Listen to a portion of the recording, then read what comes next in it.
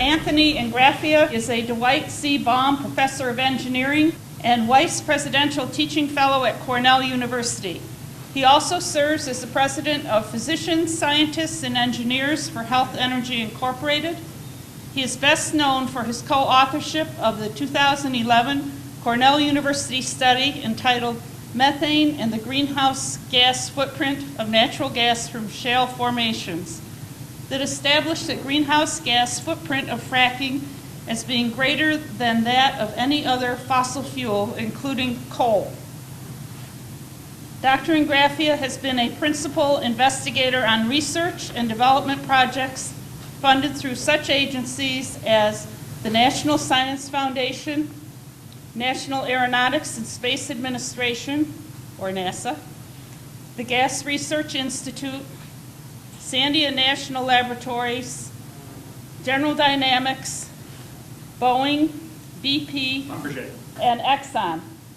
You might have noticed from the list of the funding agencies that Dr. Ingraffea could actually be considered an industry insider, having spent a large portion of his scientific career studying the potential to extract energy from rock. His doctoral thesis was, in fact, on crack propagation in rock. This also means that he's somewhat uniquely qualified to discuss the basic topic we are presenting here today, high-volume hydraulic fracturing, aka hydrofracking. The Chautauqua watershed, and you wanted to say a little bit about the watershed? Sure.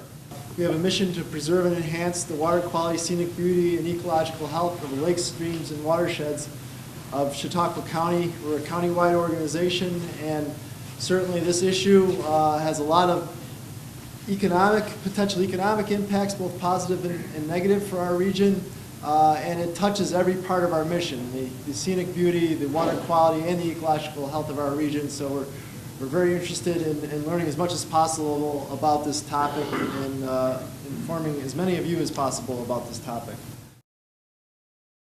The topic tonight is not fracking. Notice the word fracking is not in the title. It's just that hydrofracking is a small part of the story.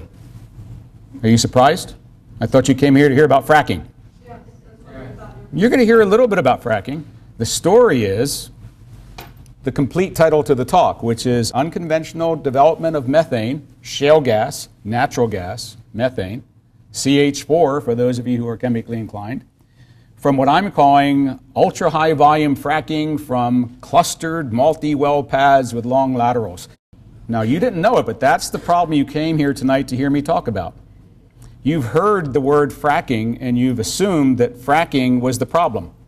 But I'm going to try to convince you tonight that fracking is a very small part of a much larger problem. We've misnamed the problem. And my primary objective tonight is to try to inform you why that misnaming has led many of us, myself included initially, in the wrong direction, looking for problems that weren't there, when there were problems right in front of our eyes that we should have seen. So what we're going to talk about tonight is the complete title. I've also included in the title two words, a myth and a reality. A myth is a myth. It's something that might have a kernel of truth associated with it, but it's been embellished. Something else has been added to the truth to make it larger or different than the truth. Reality is truth. So I'm going to use my talk tonight to try to explain why things like climate change or leaking wells or surface impact have been mythologized by the oil and gas industry. What I'm going to try to do is show you where the truth to the myths are, the truths to the myths are, and why the myths have been embellished, why there's more to the truth than you need, there's more about the truth you need to know. So I've picked 4 myths. Pick more, could pick different, and depending upon the questions I get from you, we might go off in entirely different directions. I'm prepared to try to go in any direction you want me to go tonight. But here are 4 statements. Go ahead and read them. And be willing to bet that most of you have heard versions of each of those 4 statements in the last 3 or 4 years. And each of those statements as it's written is true.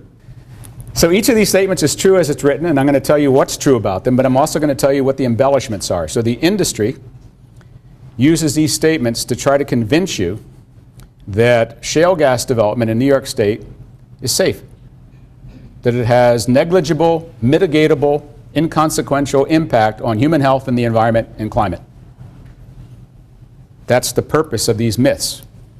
So I'm going to try to expose what's true about these and then also talk to you about what's not true about them so you can decide for yourselves tonight based on those statements by the industry and my elucidation of what's not completely true about them. You can decide for yourself what's true, what's myth and what's reality. That's the motif for tonight. That's the mechanism. And by the way, I could have put another bullet down here that says, shale gas makes the United States energy independent. Or I could have said, shale gas makes the United States energy secure. Those are two other comments you've been hearing recently. They've been invented by the industry as what I refer to as making it up as you go along. You didn't hear those things said 4 or 5 years ago. You only heard them in the last 4 or 5 months because they have to have another excuse to produce shale gas because the old excuses, which is we're all going to get rich, don't work anymore. So here we go. You ready? Let's start with this one. Fracking, and that's the correct spelling, by the way. Commercial grade fracking for oil and gas development has been in use since the late 1940s. It's well proven. The implication of that statement is nothing goes wrong. And the fracking that's been used for 60 years all around the world is the same fracking that might come to Chautauqua County. And the kind of fracking we're talking about tonight has never been in Chautauqua County. It's never been anywhere in New York State. It's in Pennsylvania, Ohio, West Virginia, Texas, Colorado, Louisiana, Arkansas, but it's never been in New York State. So what's so different? Why should I worry about this different, new kind of fracking? That's the first thing I'm going to try to explain to you. So producing methane from shale gas is called an unconventional play. That's industry terminology. It's unconventional because the shale itself is impermeable. That's a fancy word for saying that fluids like gas don't want to flow out of it. It's hard to accept that shale, which has a lot of gas in it, is impermeable and you can't get the gas out of it. Impermeable means gas can't flow through it. Well, how are we going to solve that problem?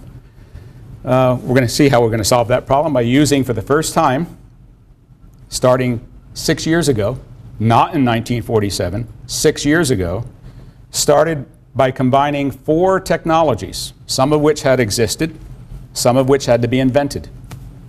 But the combination of these 4 technologies, which I'm about to explain to you, is the necessary key to unlocking the economic viability of a shale gas well. I'll say that another way. Without the use of all 4 of these technologies, you can't get gas out of a shale and make money at it. And even with these 4 technologies, you still might not make money at it because it's not just the technology that determines the price. So by explaining these 4 technologies, I'm going to give you a basic lesson. This is Shale Gas Development 101. We're all going to have a graduate degree by the time we're done tonight, but we start at the freshman level. So why is this thing called directional drilling important and absolutely necessary to get gas out of shale? I'll explain each of those technologies in turn using a series of photographs, pictures, and videos. Directional drilling. You've heard that to get gas out of shale, you not only have to drill down, you have to drill out. Why? Shale is a sedimentary rock. It's laid down in layers, and typically the layers are on the order of 100 feet thick, 50 feet, 100 feet, 200 feet, but not thousands of feet. But to get to a shale layer, you might have to drill down a mile or more, depending upon where you are. If we wanted to get to the Utica, under where we are right now, you'd have to go down 7,000 feet. But if you just drilled a traditional vertical well, like any of the thousands of wells within 100 miles of where we're sitting, there are thousands of wells. Vast majority of those were just a straight down or more or less straight down hole into a big pocket of gas, or a no pocket of gas. How many people here have dry wells on their property? Or dead, dry holes? Either you hit a pocket or you didn't. That's conventional drilling. Unconventional means, among other things, for shale, you have to drill down and then expose your well to as much of the shale as possible. Makes no sense to drill directly into the shale, then you only have maybe 100 feet of your well exposed to the shale. And the gas in the shale is not in a big pocket. Not even in a series of big pockets. Not in a series of small pockets. It's in an infinite series of microscopic pockets. Can't see them with the naked eye. The gas is distributed throughout the shale at the submicron level. The idea then is to make as much of the well as possible get exposed to as much shale as possible. So a modern shale gas well now might go down a mile and out 2 miles. Wow, 2 miles of the well exposed to the shale. Without directional drilling, you can't do that. Directional drilling has been around since the 70s. It's not a new technology. But it was one of the 4 components of technology that had to be combined to unlock the secret of shale gas production. Second technology, the ability to inject very high volumes of fracking fluid. What's high? High is a relative term.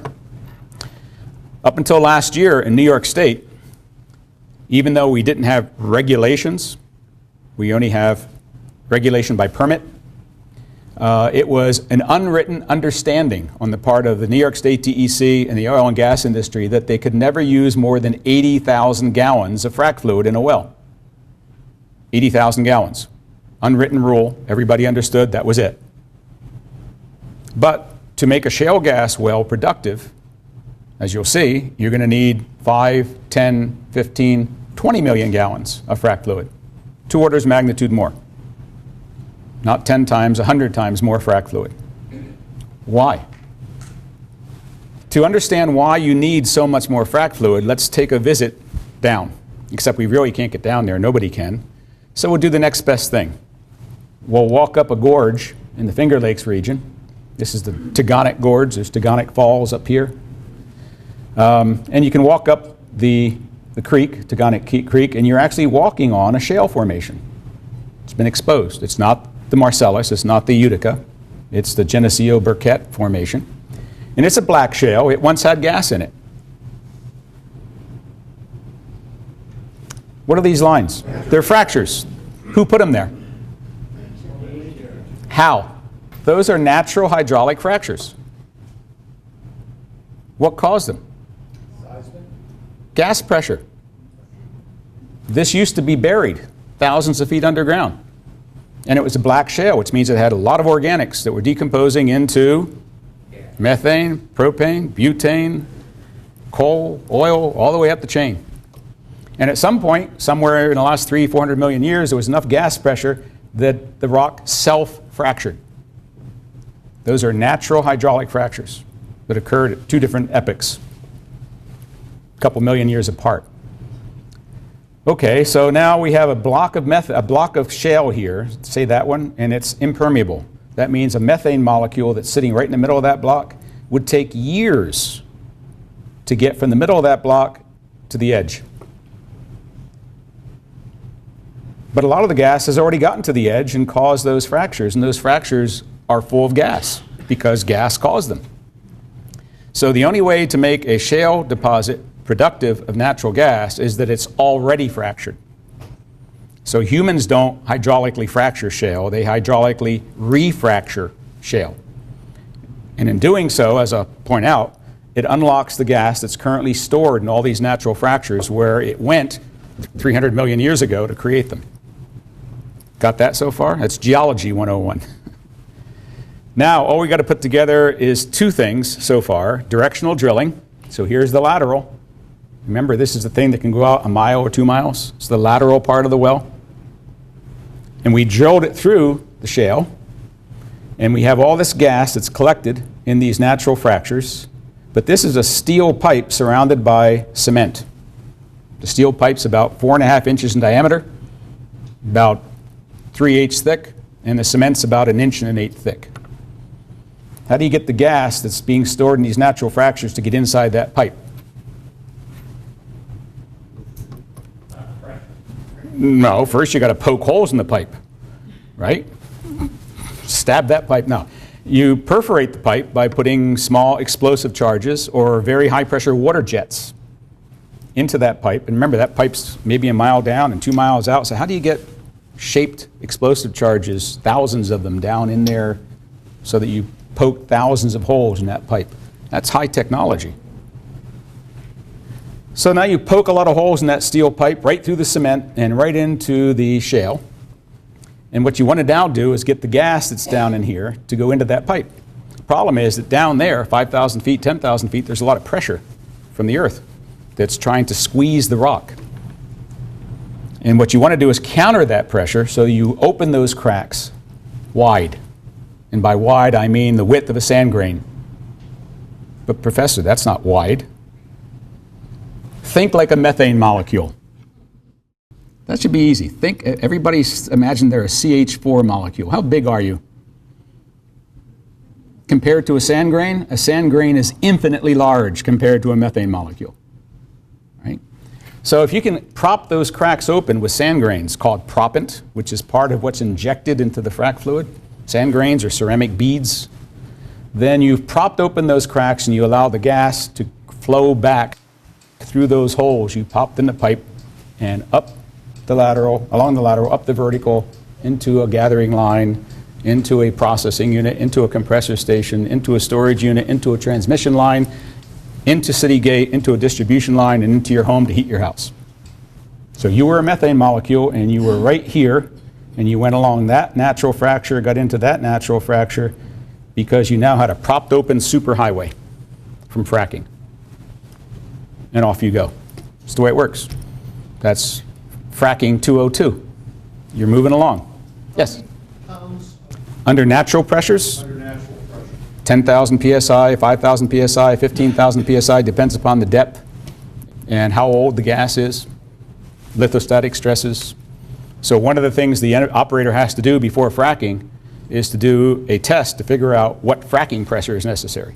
Okay, so the whole idea is to create a flow network. Think of it as like a traffic flow. You want to get all the molecules that are stored in all these natural fractures moving back towards that well. Got it? Okay, so let's go back to our list. High frac fluid volumes. Why do we need a lot of frac fluid? Well, if this thing is a mile long and there's about 3 feet between each crack, how many cracks are you going to encounter? 1,600 of them. How much of each of those cracks do you want to open? Thousands of square yards. How much fluid is that going to take? 5 to 10 million gallons. Okay, there you go. That's why you need high frac fluid volumes. You're doing not one fracture, like the wells around here that were fracked in sandstone or limestone. There was one crack created by hydrofracturing. One vertical, two-winged, more or less elliptical crack. So you don't need very much fluid. Here you're creating or reopening thousands of cracks over a very large area. Okay, now we just invented another problem. So high frac fluid volumes had not been used until about the late 1990s. That's relatively new. How do you pump 1 million gallons of frac fluid 3 miles through a pipe 4.5 inches in diameter at 10,000 pounds per square inch in 1 hour? How much horsepower on the pump at the surface? 3 horsepower Briggs & Stratton? 300 horsepower on the pumper truck from your volunteer fire company?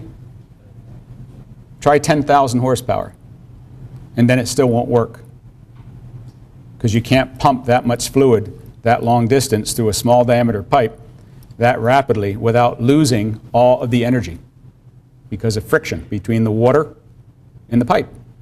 Yeah, there's friction between water and steel. So the chemists had to come along and invent something new that had not existed until about the mid-1990s, called slick water. Slick water means slippery water. You add a lubricant to the water to make it more slippery. That drastically reduces the horsepower necessary at the surface to do all this pumping. Now you're down to 10,000 horsepower. I'll show you a picture of what 10,000 horsepower looks like in pumps in a minute. So that was a new technology. That's only about 15 years old. This is 30 or 40 years old. This is relatively recent. But those three together did not unlock the key. And that was not the key to unlock shale gas. somebody had to invent the idea of multi-well pads and cluster drilling. What's that? Once again, I'm going to show pictures. So anybody who's seen a 3D movie recently? Go to the movie theater, you put the glasses on, everything looks 3D. That's what these guys are doing. See the glasses? They're in a cave, a virtual reality cave, and they're looking at a 3D movie. They're actually inside of it. Here's the surface of Tioga County, Pennsylvania. This is the stratigraphy, the layout of all the rock units between the surface all the way down to the Marcellus. Here's a region of the Marcellus they're talking about. These blue lines are the vertical part of a well. These are the laterals. And they're actually discussing how to design the wells. That's high tech. These guys have PhDs. They're sitting in Oklahoma City or Houston, and they're designing the wells in Pennsylvania using the latest technology. I know, that's what I did for 20 years. Here's another view of the same thing, and I'm going to use it to try to explain what I mean by multiple horizontal wells, some clusters of pads. Here's a topographical map of a portion of Tioga County, Pennsylvania. This gray blob is the upper surface of the Marcellus shale formation under Tioga County, Pennsylvania. And you'll notice it's not perfectly flat, it's not uniform, it's got major faults running through it. And each one of what appears to be a single vertical is actually multiple verticals. So there would be a pad here, that's the area on the surface where the drilling and fracking occurs. And this one yellow line is actually 6 verticals. They're only about 10 feet apart. So they drill one vertical, turn it lateral, move 10 feet, drill another vertical, turn it lateral. Multi-well pad. So that pad has 6 wells on it. This pad has 5 wells on it. This pad only has 1 well on it. This pad so far only has 1 well. But here's the obvious thing going on. There's gas everywhere in here. And for those of you who are business people, you know that if you keep all your product in the warehouse, you got nothing to sell. So here's the warehouse. You got to get all the gas out, or as much as you can. And to do that, you have to drill everywhere. So the objective is to pattern through clustered multi-well pads this entire volume of rock, like this. This is incomplete, what you're looking at here. Trying to give you the scope and scale of what you'd expect to see in New York, which is what you would see in certain regions of Pennsylvania and Texas right now, which would be totally different than anything that's happened in this area before. I'm very much aware that there are 40,000 oil and gas wells in the history of New York, most of them within 100 miles of where we're sitting. None of them use this technology. This is Chesapeake's beautiful bucolic version of what this would look like. Here's a cluster of pads, pad, pad, pad, pad, a nice uniform grid from each pad. In this case, there are 6 wells, and everything looks gorgeous, very minimal surface impact. That's not a photograph. That's an artist's rendition. I'll show you what it really looks like in a few minutes. All right, let me show you what it looks like in Texas. The first shale gas play was in the Barnett Shale gas, a little bit northwest of the cities of Dallas and Fort Worth. This is the Dallas-Fort Worth Airport. Back in 2006, 2007, the cities of Dallas and Fort Worth entered into a leasing agreement with Chesapeake. And they agreed to lease the entire property of the Dallas-Fort Worth Airport to Chesapeake for gas development from the Barnett Shale. The city of Pittsburgh is doing the same thing right now with Consol. So I'm going to change the picture now. That's what it looks like to the board of directors of Chesapeake. Each one of those red dots is a pad. Each one of these red lines is a lateral. That's spatially intense development. Remember, the idea is there's gas everywhere in that Barnett Shale, so drill everywhere. That's not what we have around here. I don't have the answer off the top of my head, but I can guess that the average Barnett shale well, and these are pretty modern because these were done in the last 5 or 6 years, the average Barnett shale well produces in its lifetime about 1.5 billion cubic feet of natural gas. So there's probably something like 60 or 70 wells there. So over the lifetime of those wells, you'd produce something like 100 billion cubic feet of gas. Is that a big number? Well, what's 100 billion? 100 billion, if you had dollars, would be a big number. Yes? What's the sequestration amount? Isn't it 85 billion per year for the next 10 years? That's a big number, but it's a tiny amount of gas. The U.S. consumes 23 trillion cubic feet of gas per year. So the total production from that total property is a very small percentage of 1 year's consumption in the U.S. So be careful of big numbers. You have to always have a relative standard for those. Good question. So far, so good. A+ so far. All right, so that's what it looks like in reality. And let me summarize on this myth. Remember, the myth was fracking is 60 years old, it's well proven, what are you worried about? But the kind of thing we're talking about is not just fracking. It's a much bigger fracking, but it's in the context of spatially intense development involving clustered pads, many wells per pad. Each well is 100 times more consumptive of frac fluid and is producing on the order of 100 times more waste than any well you've ever seen in New York State. Let me put it this way. If you took all 40,000 oil and gas wells that have ever been drilled in New York State and added up all the frac fluid that was used to frac every one of those wells, that same amount of frac fluid would be consumed by the first 3,000 shale gas wells. It's big. So there's the myth. It's meant to calm you. It's meant to tell you, don't worry, we know what we're doing. But what they're doing has never been done in New York. It's only been done in the entire United States since 2007 in its entirety. And so they're still learning. This is a young technology. It's still evolving. It's not 60 years of experience and good feeling and security. It's 6 or 7 years of let's figure out how this works. We're going to make a lot of mistakes along the way, and we'll try to fix things as we move along. New York State is in an unusual situation. As you know, we don't permit it yet. So what has New York State learned from shale gas development in 5 other states? There have been about 25,000 shale gas wells in the U.S. total. What have we learned? That's a rhetorical question. So what? What's the impact of what I just said, this mythologizing of a basic truth? Well, we haven't had sufficient time to conduct all the scientific investigations that should have been conducted before the other states said, go for it.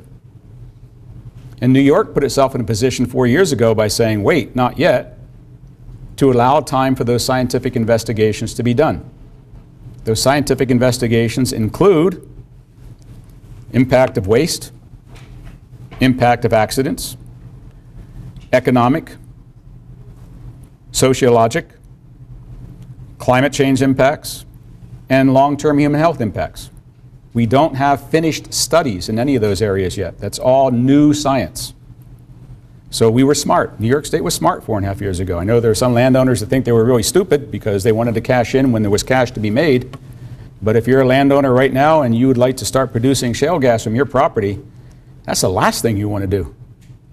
You ain't going to make any money. You might have got a signing bonus for leasing, but you ain't going to get any royalties. Every dry gas well that's producing in the United States right now is losing money. $3.34 a thousand, I think, today. Break even in the Marcellus is on the order of 4. So we need more time to figure this all out. Don't set policy before you understand the results of all the scientific studies. Myth number 1. Myth number 2. The use of multi-well pads and cluster drilling reduces surface impacts. You now know what a multi-well pad is. It's a pad from which there are many wells, not one, many, 5, 10, 15, 20. And you know what cluster drilling means. Roughly uniform array of pads clustered on the surface so that you can access all the gas that you can possibly get out of a wide area of shale. The purpose of this statement is to tell us, make us believe that if they allow multi-well pads and clusters, that that's going to have less surface impact than if they did something else. So I bet the average IQ in this room is at least 142. I can tell. So let's do some logical analysis here. Is it possible to reduce surface impact to less than 0? How much surface impact do we have from shale gas development right now in New York State? None. So how can doing this result in less impact than we have? Okay, well, obviously they want us to think something else because that's obviously a stupid thing, right? The oil and gas industry would never expect us to believe something that's stupid. Well, yes, they would, but anyway. So what they want us to think is, look, if you don't allow us to use clustered pads with multiple wells, what we'll do is what we always did in Chautauqua County. We'll go out and we'll clear an area about the size of this room and we'll drill a single well. And we'll get down to the shale. And then we'll go down maybe 100 yards away, drill another pad, put another pad in, drill a single well. Operators are never going to do that. That doesn't make money. I just got through telling you the only way to make money is to have multiple wells in one pad. Think of what it would take to create a pad, move in all the equipment to drill a well on this pad, move in all the frac equipment to frac the well on this pad, put all the ancillary infrastructure, all the gathering lines and compressor stations to serve one well on one pad, and then move 200 yards away and do it again? They'd never do it. So what are they asking us to believe? They wouldn't do what they want us to, what they're saying they would do if we don't allow them to do that. But if we allow them to do that, there's surface impact that we don't have. So there's my logical argument for why this is absurd. Let me give you physical arguments next. Remember that pretty picture from Chesapeake of what clustered pad arrangement looked like? Let's look at what it really looks like. First, we'll go to northeastern British Columbia. Not many people have been there, right? Anybody ever visited northeastern British Columbia? That's what it looks like. Do you notice all the resistance groups and grassroots organizations that have gathered to try to resist? This is where the industry is doing its state-of-the-art experiments in fracking for shale gas, for the obvious reason. And what stage is this? This is the fracking stage for this pad. So they've already drilled 16 wells in this pad. And they're in the process of fracking each of those 16 wells. And here are the statistics on that pad. This is state of the art. The larger the pad, the more wells on the pad, the longer the laterals on the pad, the more production you get. That's what the industry is learning. You don't have to believe me. You can go read the industry trade journals, which I do every day. So this was state of the art a year ago, and this is what the industry is moving towards as its standard. Many wells in one pad, large pad, long laterals, lots of materials. And how long does that stay looking like that? As long as it takes them to create the pad, drill the 16 wells, and frack the 16 wells. And now you're going to say, how long does that take? In an experiment like this, they probably did that in a period of 2 or 3 years. But every place else where it's not an experiment, it's part of production, the period of time that you'd have activity on this pad depends upon capital availability. Ooh, what does Professor Ingraffea know about capital integrity? My PhD was in rock fracture mechanics. What can I possibly know about capital availability? Let me tell you what I know. How much does it cost to drill and frack every one of those wells? Anybody know? What's the average cost to drill and frack a shale gas well in Pennsylvania today? $6 million. $6 million. Well, at $3 a thousand, you barely break even. Okay, if it costs $6 million, which company do you know has, in this case, 6 times 16, $96 million in its pocket ready to invest? How many companies in the face of the earth can do that, other than Exxon, BP? Where do all the other companies get the capital to do that? Investors. They borrow it. They go to Wall Street and say, hey, we can give you a 5% return on your investment, 10%, 15%. You loan us the money, we'll drill the well, we'll produce the gas, we'll sell it at the profit, we'll pay back the loan. That's the way America works. Okay. So if a company wants to drill 16 wells on a pad and they don't have $96 million plus to drill 16 wells, they won't drill 16 wells right away. They only drill as many wells as they have capital to drill. And no company is only going to own one pad, except the bottom feeders. So again, another good question. Let me show you from Pennsylvania and from West Virginia what typical operations look like. Here's a 5-well pad. These wells have been drilled and fracked. These are vestigial ponds that were first used to store fresh water, then used to store drilling mud, and then later used to store flowback. That's the fluid that comes back up the well after the frac job, flowback fluid, which is later then called brine and then later called produced water. I joke that that fluid can't possibly know what its name is. Therefore, what's in it is what's in it, regardless of what we call it. So when you hear about brine spreading, it's flowback spreading. Flowback, the exact second that an operator declares a well in operation, in production, what was being called flowback automatically by regulation in Pennsylvania is called brine. And I assert that the fluid and the chemicals in it don't know what they're called from one second to another. It's still fluid that's flowing back out of the well. Well, what comes back out of the well is water, a lot of sand, some of the chemicals that you put into the frac fluid, and whatever that water combination accumulated while it was underground during the frac job and thereafter. And that fluid keeps coming back in decreasing quantities over the life of the well. So it has absorbed salts, NaCl, KCl. It's absorbed heavy metals, which are in the Marcellus, and in some cases it has absorbed naturally occurring radioactive materials. By law, it's not called a hazardous material. It's part of federal regulations. You can't call... Hydrochloric acid and benzene? Hydrochloric acid is typically, but not always, used as the acid in a frac job. All frac jobs that I know of contain an acid at some point to clear out. Hazardous materials? Not when it comes back up out of a well. By federal regulation, you can't call it a hazardous material. I'm sorry, I'm not the lawyer here. I'm not the legislature. I'm telling you what the law is, but if you want to change it, you know how to do it. Okay, here's a typical pad nowadays. This is a 7-well pad. You'll notice that this is not a clearing like the one you have out in the middle of a cornfield here. That's 15, 20 acres of forest clearing, a lot of trees down.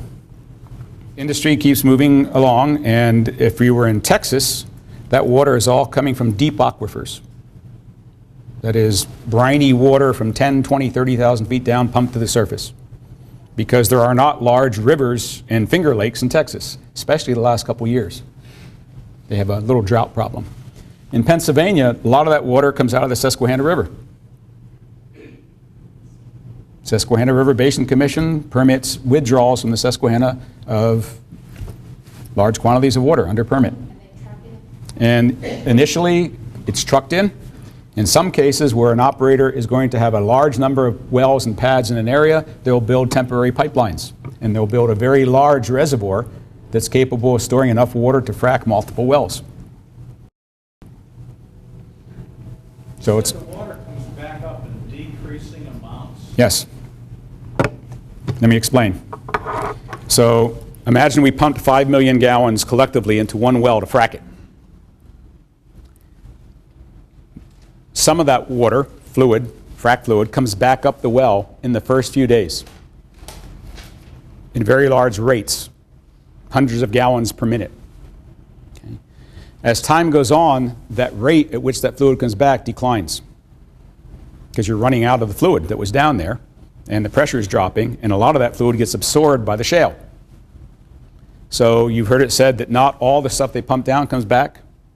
Some wells return 90%, some wells return 9% of what goes down. On average, 25, 30% of what you pump down comes back up before the well is declared in production. Do you hear what I just said? There's always something coming up, even the last day that the well is in production. It might only be a gallon or two, but there's always something coming up with the gas. Some fluid. It just comes up at decreasing rates. But the longer it's been down there, the longer it's been absorbing what's been down there. So the chemical makeup of what comes up is constantly changing. So the rate at which it comes up is decreasing, the concentration of the bad stuff is increasing. which is why if we now declare what's coming back up brine, in some cases you can get a beneficial use permit and use it for road spreading. Is it flowback? Yeah, of course it's flowback. Is it brine? Legally it's brine. What is it? It's flowback. Okay, I want to show some of the other ancillary stuff on the surface because too many times people just concentrate on a well. They think shale gas and they have a mental image of a well. And I've already told you that that's crazy because there is no such thing as a well. Even on one pad, there's going to be multiple wells. But in addition to the wells, there's what I call ancillary infrastructure on the surface. Other stuff you got to have to produce the gas. We're starting to see some of that stuff here. So here's a 7-well pad. Here are condensate tanks for collecting natural gas liquids and brine. Here is an impoundment dam and an impoundment pond to store the flowback that came out of those wells. Typically, a company now might choose to recycle some of its flowback waste. To do that, they will store it temporarily in a large open pit. This allegedly is not going to be permitted in New York. We'll see. And then it's taken to a place where it's recycled. It's processed chemically and physically to make it useful for the next frac job. That's good.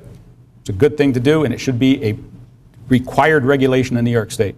It isn't. In the proposed regulations that we just got rid of 2 weeks ago to start over again, it's suggested that operators recycle.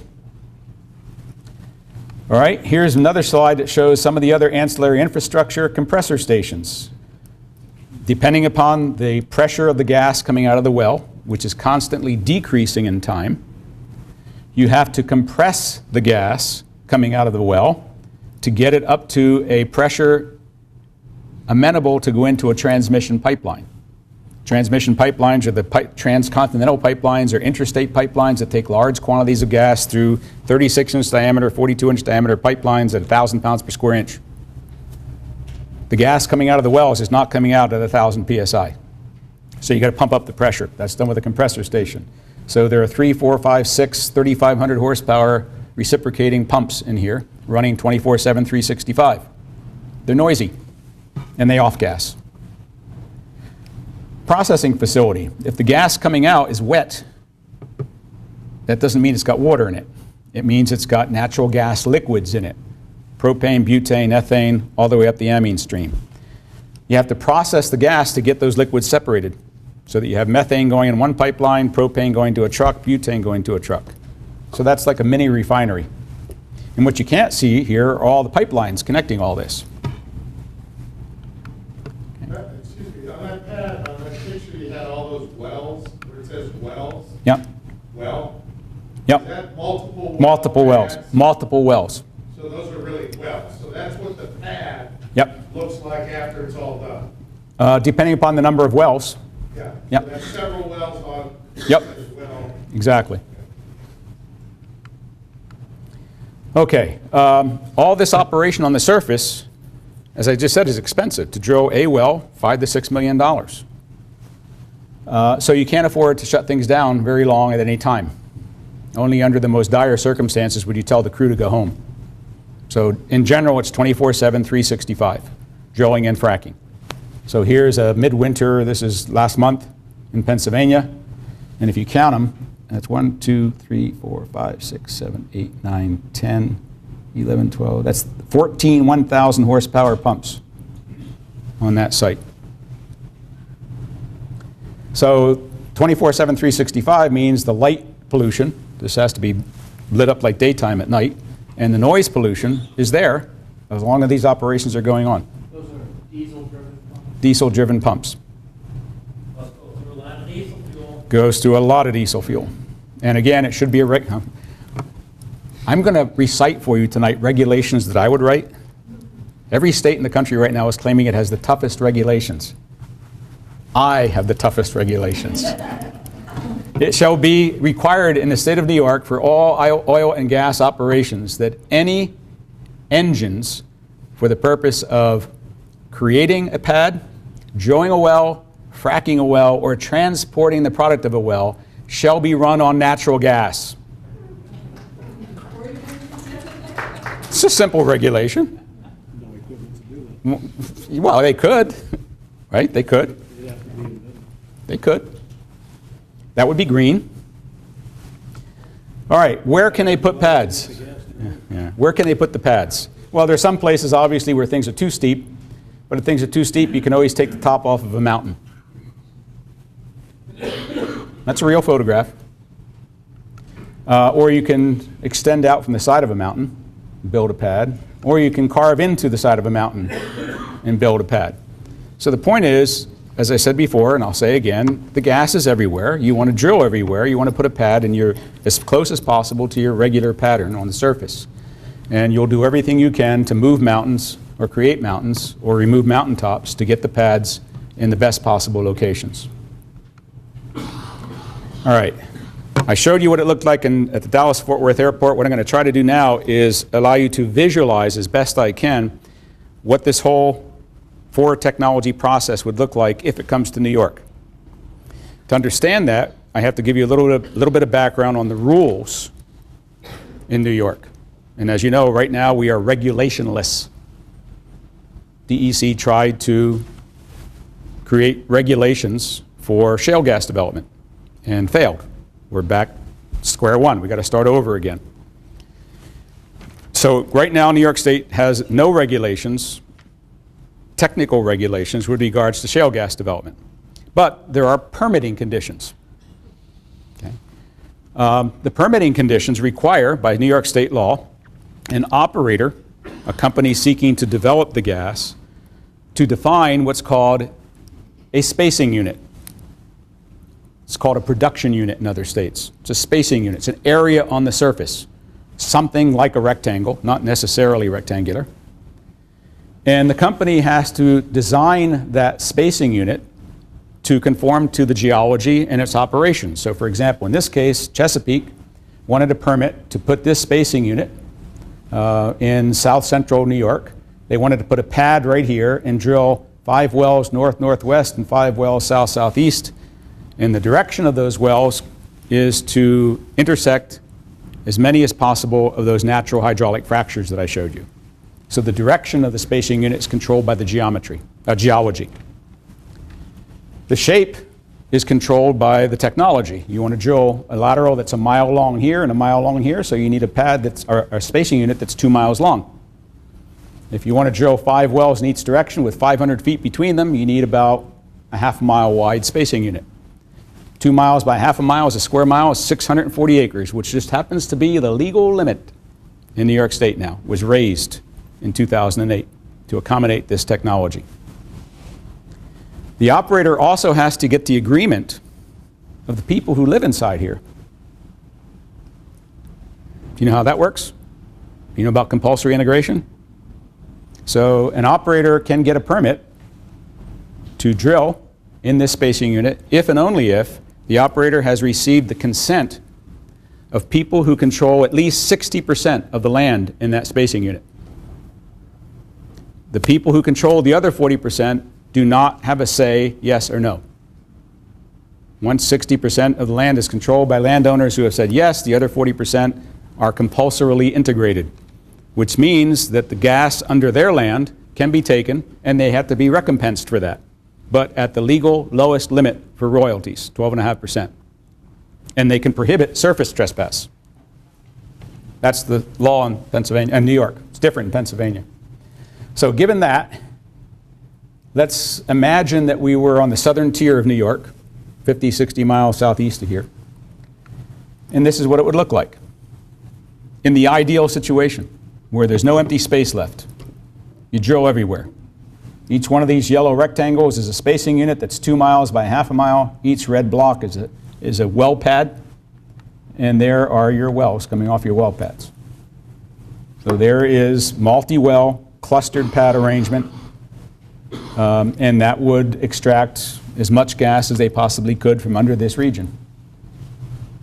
So I'm just mapping onto a region of New York State, what you saw on the Dallas-Fort Worth Airport. This is what it looks like in Pennsylvania right now. Tioga County.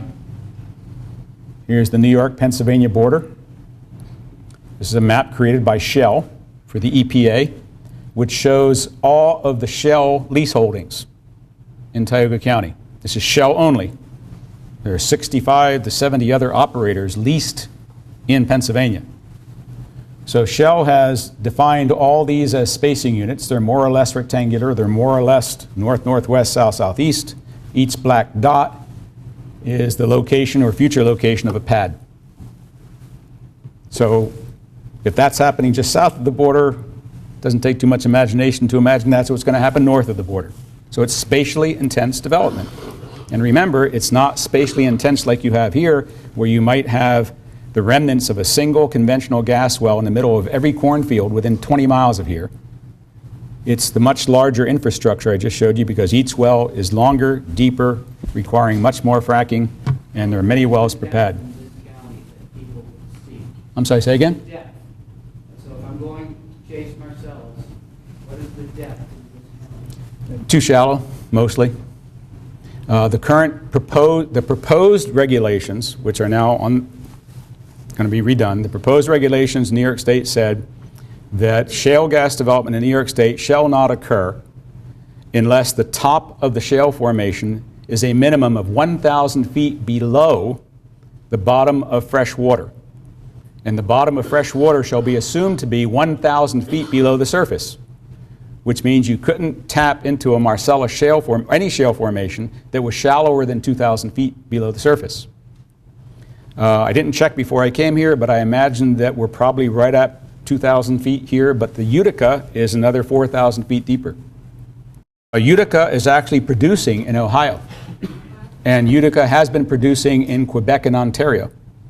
There have been experimental Utica wells in New York, but they haven't been high volume because that would violate the current prohibitions. So there have been vertical, what are called mini frac wells, where they'll frac with a few hundred gallons of fluid in order to figure out what the stress state is down there and what the total organic content is, and there are other possible shale formations in between. But certainly Utica, 3 and 4, thank you. You're a geologist? Okay. So if it's between 3 and 4 here, it's conceivably tappable. So the Utica is a big unknown in New York State. We don't know how productive it's going to be. We don't know whether it's going to be mostly wet, mostly dry. We don't know where the hot spots are. That's to be determined. That myth was the use of multi-well pads and cluster drilling reduces surface impacts. Well, judge for yourself. I think the truth is that the use of multi-well pads and cluster drilling facilitates and prolongs intense industrialization and leaves a larger long-term footprint. So what? Why should I be worried about this? It has a health impact, multiple health impacts. Long-term noise, dust, and light pollution from the pads while they're drilling and fracking. That might elongate out to years. NOx emissions from all the diesel engines that are running. Higher probabilities of spills of frac fluid. When you're dealing with millions or tens of millions of gallons on a pad, transporting back and forth and storing, the probability of a spill goes up. And venting and accidental emissions of produced gases, and that's the next thing we're going to talk about, because we're going to go to myth number 3.